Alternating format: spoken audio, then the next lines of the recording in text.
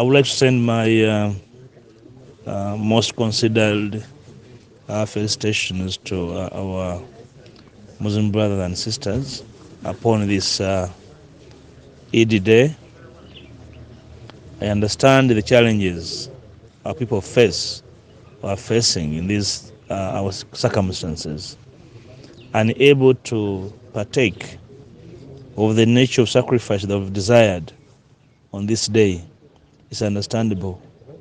I want to invite you, for those of you who have not been able to physically make the sacrifice as desired by Allah, sacrifice time to pray for this nation, to pray for this country, to pray for our leaders, the kind of leaders that have forgotten their responsibility, their duty to their people and the country.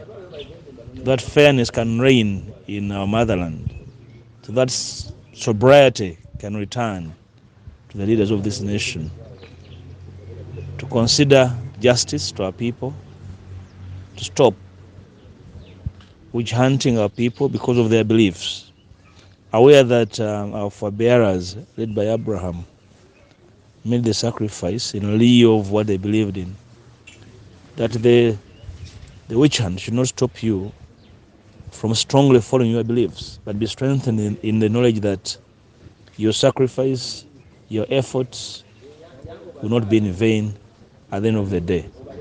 May Allah receive our prayers today.